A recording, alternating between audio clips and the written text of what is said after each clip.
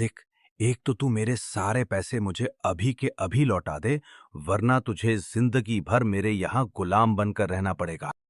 हार्दिक सोच में पड़ जाता है। मेरे पास तो इतने पैसे बिल्कुल भी नहीं। जैसे तैसे तो मैं मेरे घर का गुजारा कर रहा था। अगर ईश्वर यही चाहता है कि मैं इसके गुलामी करूं तो यही सही। ठीक है संजू बाबा, मैं जिंदगी भर आपका गुलाम बनने के लिए तैयार हूं। उस दिन के बाद हार्दिक संजू बाबा सेठ ये गुलाम की तरह काम करने लगता है। हार्दिक पूरी निष्ठा से संजू बाबा के का सारा काम और खेत का भी काम सब करता है। ऐसे ही 1 साल बीत जाते हैं। एक दिन संजू बाबा सोचता है, मैं हार्दिक को कुछ भी काम कहता हूँ तो वो हमेशा अपनी पूरी ईमानदारी और निष्ठा से करता है। उसने आज तक कोई शिकायत नहीं की, काम के लिए मना नहीं किया। मैं उससे सारे काम करवाता हूँ, फिर भी वो बिना कुछ बोले सारे काम करता है। मुझे लगता है उस दिन हार्दिक की कोई गलती नहीं थी। मुझे लगता है वो पैसे वाकई में चोरी हो गए होंगे। अगर हार्दिक ने वो पैसे लिए होते तो आज इतने दिनों तक वो मेरे यहाँ काम नहीं करता। मुझे लगता है मुझ उसे आजाद कर देना चाहिए। संजू बाबा का मन पिघल जाता है। वो एक दिन हार्दिक को बुलाकर कहता है, तुम्हें यहाँ काम करने की कोई जरूरत नहीं है। जब तुम्हारे पास पैसे आ जाएंगे तब तुम मेरे पैसे लौटा देना। अब तुम यहाँ से जा सकते हो। ये बात सुनकर हार्दिक बहुत खुश हो जाता है। उनका धन्यवाद करके खुशी खुशी अपने घर जाता है।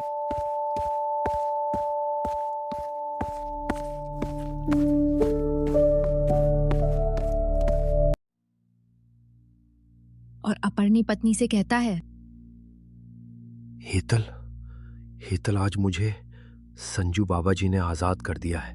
अब मुझे उनकी गुलामी करने की कोई जरूरत नहीं। हेतल, अब मैं अपने लिए कोई और काम देख सकता हूं। अब हमारे भी अच्छे दिन आ सकते हैं। अब चिंता की कोई बात नहीं। हेतल, आखिरकार ईश्वर ने हमारी तरफ देख लिया। और हाँ, मुझे नहीं लगता इस गांव में कोई काम मिल सकता है। मुझे इसके लिए बाहर ही जाना पड़ेगा। मैं बाहर जाकर कोई काम कर लूंगा। आप बिल्कुल सही कह रहे हैं। हमारे गांव में तो काम नहीं मिल रहा, और अगर मिलेगा भी तो बिल्कुल ना के बराबर मिलेगा। जिस तनख्वाह से हमारा घर भी ठीक से नहीं चल पाएगा। अच्छा रहेगा कि गांव के बाहर ही काम की तलाश कीजिए। मैं कल ही निकल जाता हूँ। दूसरे दिन सुबह आके हार्दिक काम की तलाश में निकल पड़ता है। दूसरे गांव में उसे एक सेठ जी मिलते हैं और उन सेठ जी के पास हार्दिक को काम भी मिल जाता है। मेरे कपड़ों की दुकान है। मुझे उस दुकान में एक आदमी की जरूरत थी जो मेरी दुकान को संभाल पाए। मेरे और भी बहुत सारे व्यापार हैं, इसलिए मैं उस दुकान की तरफ ज्यादा ध्यान नहीं दे पा रहा। तुम मेरी दुकान पर रहोगे, 1000 महीना तनख्वाह दूंगा। और हाँ, बगल में एक छोटा सा कमरा है, बहुत दिन से ऐसे ही पड़ा है। तुम उसमें रह सकते हो। तुम्हारे रहने का भी इंतजाम हो जाएगा। उसे थोड़ा साफ करना है, वो तुम कर लेना। हार्दिक की खुशी का ठिकाना ही नहीं रहता। अब किस्मत उसका साथ देने लगती है। सेठ जी, मैं आपका किन शब्दों में धन्यवाद करूं मुझे तो समझ में नहीं आ रहा। आपका बहुत बहुत धन्यवाद सेठ जी। मैं आज से ही काम पर लग जाता हूं। और हार्दिक कपड़े की दुकान पर काम करने लगता है। हार्दिक वहाँ पर भी बहुत ईमानदारी से और पूरी निष्ठा से काम करता है। ये देख सेठ भी बहुत खुश होता है। एक दिन दुकान पर एक ग्राहक हार्दिक से कहता है, अरे भाई, थोड़ा संभल कर रहना। इस गांव में आजकल चोरियां बहुत हो रही हैं। पता नहीं कहीं से एक चोरों की टोली हमारे गांव में घुस आई है। गांव में बहुत लोगों के घर चोरी हुई है। हार्दिक की सारी बातें सुनकर चिंता में पड़ जाता है और बोलता है, मेरे तो सारे पैसे घर पर ही रहते हैं और मैं दिन भर दुकान पर रहता हूँ। अगर किसी दिन इस बात का फायदा उठाकर किसी ने वो पैसे चुरा लिया तो मेरे तो सारी मेहनत बेकार हो जाएगी। रोज रोज सारे पैसे मैं अपने पास भी तो नहीं रख सकता।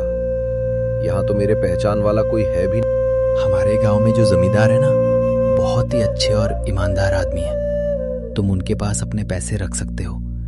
जब तुम्हें जरूरत पड़े तब तुम उनसे पैसे ले लेना।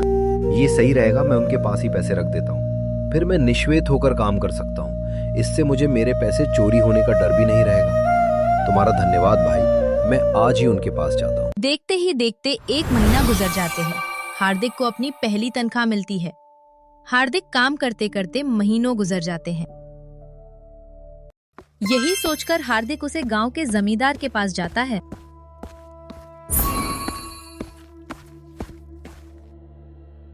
अरे कौन हो तुम? अंदर कैसे घुसे चले आ रहे हो? राम राम जमींदार जी। वो मैं आपके ही गांव के सेठ कन्नू सेठ के यहाँ काम करता हूँ। अच्छा बोलो, मेरा क्या काम था? जल्दी बताओ, मेरे पास टाइम नहीं है। आजकल गांव में बहुत चोरी होने लगी है। मुझे डर है कि कहीं मेरे पैसे भी चोरी ना हो जाए। मैंने बहुत मेहनत से काम करके 5,000 जमा किए। मैं चाहता हूं कि वो पैसे आप अपने पास सुरक्षित रख लीजिए। जब मुझे जरूरत पड़ेगी तब मैं आपके पास वो पैसे मांगने आ जाऊंगा। अच्छा, तो ये बात है। कोई बात नहीं, तुम मेरे पास वो पैसे रख सकते हो। मैं तुम्हारे पैसे बिल्कुल सुरक्षित रख दूंगा।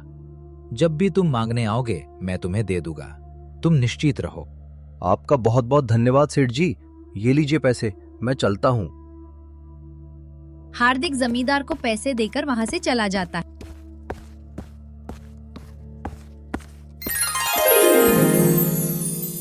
महीने बाद हार्दिक सोचता है, मुझे अब बस अपने गांव लौट जाना चाहिए। इतने पैसे तो हो ही गए हैं कि मैं अपना अच्छा सा व्यापार शुरू कर पाऊंगा। अब मुझे नहीं लगता मुझे यहाँ रुकना चाहिए।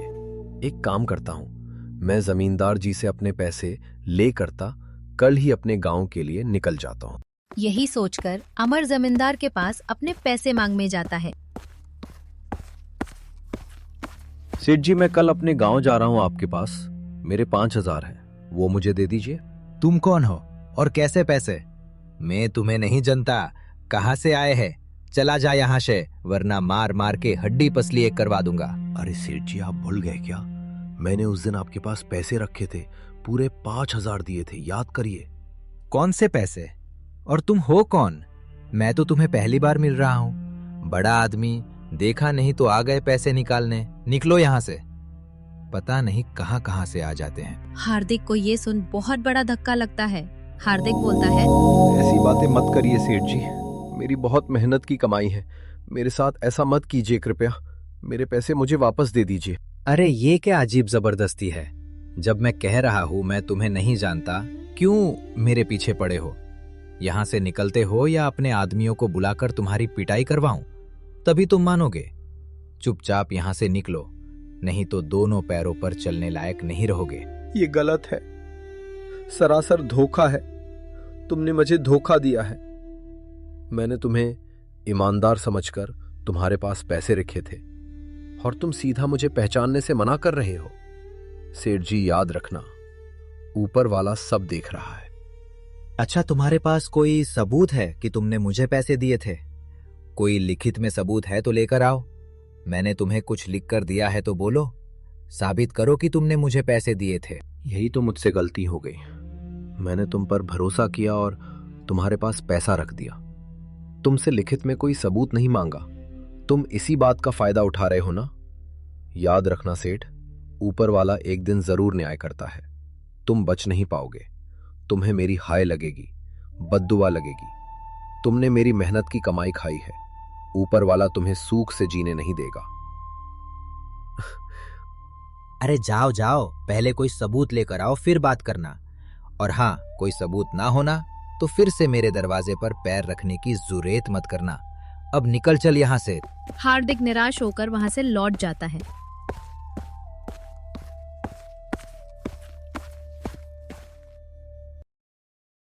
तभी रास्ते में उसे वही व्यापारी मिलता है जो हार्दिक का सारा अनाज लेकर भाग गया था। वो हार्दिक को देखते ही बहुत खुश हो जाता है और बोलतो, हार्दिक, तुम्हें यहाँ देखकर तो मैं बता नहीं सकता मैं आज कितना खुश हूँ। मैंने तुम्हें कहाँ कहाँ नहीं ढूंढा। मुझे माफ कर देना अमर, मैंने तुम्हारे साथ बहुत बुरा किया। मुझे मेरे गलती का एहसास हो गया है। मैंने तुम्हारे उस अनाज से बहुत पैसे कमाए, बहुत बड़ा व्यापार किया, लेकिन सचमुच ऊपर वाले की लाठी जब चलती है तो उसमें आवाज नहीं होती। मुझे एक गंभीर बीमारी ने घेर लिया है हार्दिक, जिसे डॉक्टर ने भी ना इलाज बताया है। ये मेरी किए की सजा है। मैंने तुम जैसे ईमानदार और सच्चे नेक दिल वाले के साथ बहुत बुरा किया। मुझे शायद ऊपर वाला इस बात की ही सजा दे रहा है। मुझे माफ कर देना हार्दिक। मैं उस दिन से लेकर आज तक तुम्हें ढूंढ रहा हूं, लेकिन मुझे तुम्हारा पता किसी ने नहीं बताया। मैं तुमसे मिलकर तुम्हारी अमानत तुम्हें लौटाना चाहता था, तुमसे माफी मांगना चाहता था। तुम ये सब तब सोचना चाहिए था जब तुमने मेरे साथ धोखा किया। तुम्हारे धोखे की वजह से ना जाने मुझे क्या क्या दुख देखना पड़ा। शायद तुम उस वक्त भूल चुके थे कि ऊपर वाले की अदालत में एक ना एक दिन न्याय जरूर होता है, देर से ही सही लेकिन न न्याय होता है। खैर छोड़ो, तुम्हारी किए की सजा मिल चुकी। अमर, तुम मेरे साथ चलो, मैं तुम्हें तुम्हारी अमानत लौटना चाहता हूं।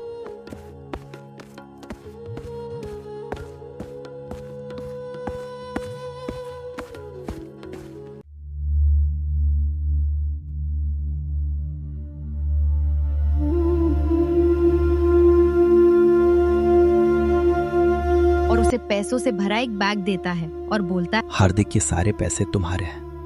तुमसे अनाज चुरा कर मैंने उन्हें शहर में ऊंचे दामों में बेचा और उससे जो पैसे मिले उससे कई व्यापार किए। मुझे बहुत मुनाफा हुआ, लेकिन फिर मुझे बीमारी ने घेर लिया। हार्दिक, मेरा इस दुनिया में कोई नहीं है। मेरी पत्नी भी मुझे छोड़कर जा चुकी है। अब मेरा कुछ नहीं रहा। सारे धन का मैं क्या करूँगा? ये सब तुम्हारा है, इस पर तुम्हारा ही अधिकार है, मेरा नहीं, क्योंकि ये सब मैं तुमसे अनाज चुरा कर ही कमाया था। ये सब तुम लेकर जाओ और हो सके तो मुझे माफ कर देना। आनंद दास, देर से ही सही, लेकिन तुम्हें अपनी गलती का एहसास तो हुआ, यही काफी है। और तुम चिंता मत करो, ऊपर वाले पर सब छोड़ दो। अगर उन्होंने चाहा तो तुम्हारी बीमारी पूरी तरह से ठीक हो जाएगी। हार्दिक, सच में तुम दिल के बहुत साफ। और वैसे हार्दिक, तुम इस गांव में क्या कर रहे थे? हार्दिक उसे सारी बातें बताता है।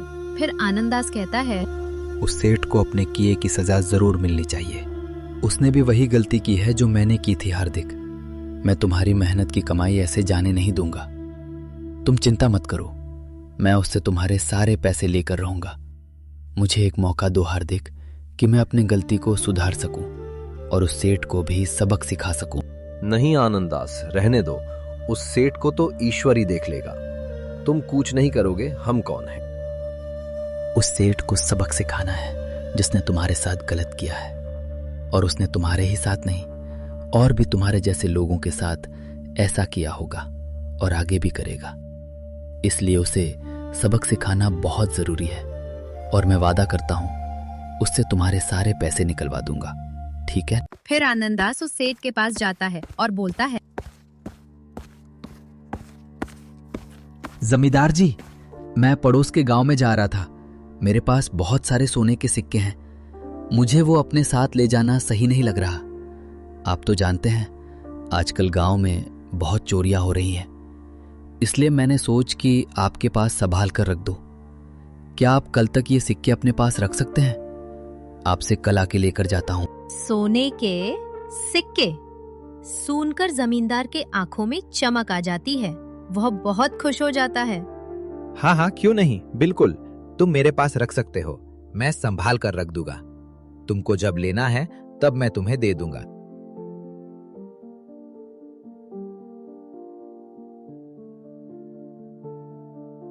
सिक्के कभी नहीं रखेगा। मुझे इसके पैसे लौटाने होंगे, नहीं तो सोने के सिक्के हाथ से जाएंगे। अरे हार्दिक, मैं तुम्हारा ही इंतजार कर रहा था। मुझे माफ कर देना, और मैं कल तुम्हें पहचान ही नहीं पाया। पता नहीं मुझे क्या हो गया था। शायद कल ठीक से सोए नहीं, इसीलिए ऐसा हुआ होगा। तुम जरा रुको, मैं तुम्हारे पैसे अभी ला कर देता हूँ। और वो सेठ हार्दिक को उसके सारे पैसे लौटा देता है, और फिर हार्दिक चुपचाप वहाँ से चला जाता है। और आनंदास का एक आदमी वहाँ पर आकर आनंदास से बोलता है, अरे सेठ जी, आप जिसके पास जा रहे थे ना, वो काम आज नहीं हो पाएगा। और सेठ जी तो कहीं बाहर गए हुए हैं। आपको कहीं जाने की कोई जरूरत नहीं, वापस चलिए। अच्छा, फिर तो मुझे वापस ही लौटना पड़ेगा। जमींदार जी, मैं चलता हूँ।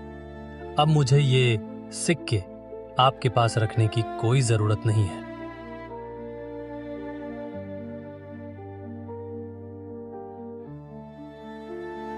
सोने के सिक्के भी हाथ से गए और 5,000 भी गए। सोने के सिक्के के लालच में मैंने उस हार्दिक के 5,000 भी लौटा दिए। फिर हार्दिक खुशी खुशी आनंद दास का धन्यवाद कहकर वहां से अपने गांव की ओर चल देता है और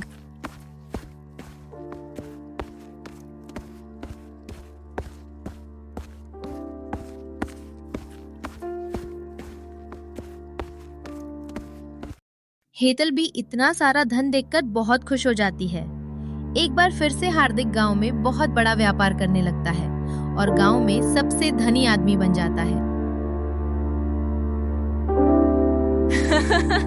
Thanks for my video watching.